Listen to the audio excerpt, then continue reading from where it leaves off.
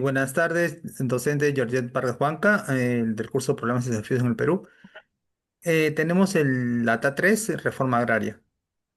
Bueno, la reforma agraria, pues se terminó en el siglo XX, ¿no? Impulsada por el gobierno de Juan Velasco Alvarado. La reforma agraria trató de dar una medida, pues, al cambio radicalmente de la estructura de propiedad de la tierra en el país, en cuanto al ámbito político, social y económico. Durante décadas, pues, los terratenientes tenían la gran capacidad de tierras. En cambio, a los campesinos le daba un salario injusto y había desigualdad.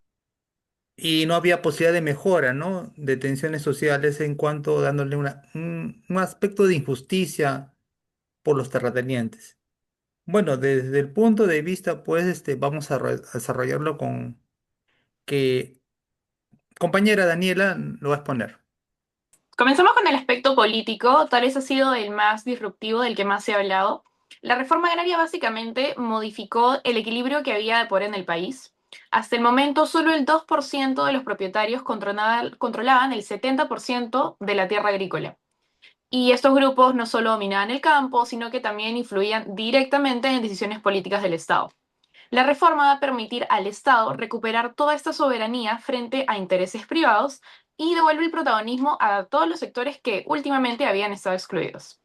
Uno de los logros es que más de 9 millones de hectáreas fueron expropiadas y entregadas a cooperativas de trabajadores o comunidades campesinas.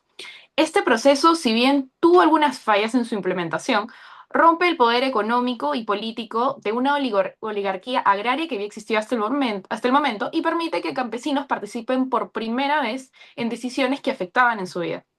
La política agraria de Velasco no solo reconfiguró la estructura rural, sino que también eleva la conciencia política del campesinado, convirtiéndolo en un nuevo actor social.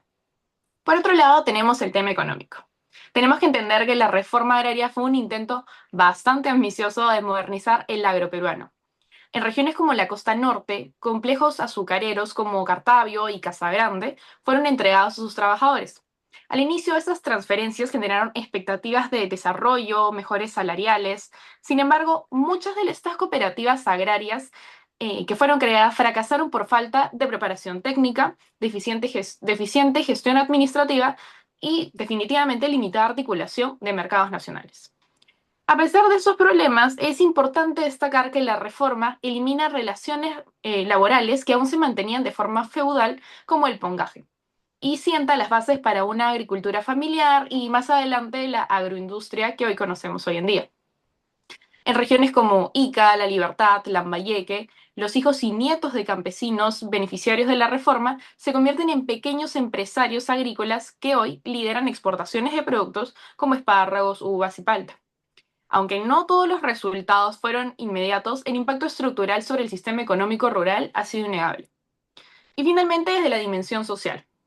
Tenemos que entender que el cambio fue cada vez más profundo y antes de la reforma muchos campesinos eran considerados pongos, es decir, trabajadores serviles sin ningún derecho. No eran ni siquiera ciudadanos plenos. Esta reforma otorga dignidad, reconocimiento y autoestima a esta gente. Muchas comunidades indígenas recuperan tierras ancestrales que habían sido robadas por hacendados desde tiempos coloniales. En zonas como Ayacucho y Cusco, la reforma fortaleció la identidad cultural y también la organización comunal. Este proceso de inclusión fue también simbólico, ya que por primera vez los campesinos eran reconocidos como sujetos y no simplemente como fuerza de trabajo.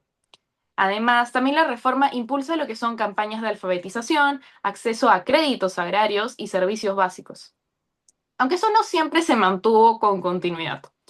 A pesar de los límites, la reforma agraria marcó el inicio de un proceso largo y necesario para superar siglos de exclusión social.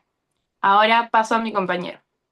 Como hemos visto, pues, en el desarrollo, pues, doctora, la reforma agraria, pues, tuvo una situación de fallos, pero tratando de generar, pues, Velasco Alvarado de tratar de hacer las cosas bien, pero habiendo limitancias, pues, en sus fallas técnicas, en la parte, pues, legítima, como no es un doctor, no es un abogado, sino que era un general, era un militar, pero trataba de hacer las cosas justas en cuanto a las desigualdades, pues, de tierras que había en ese momento, ¿no?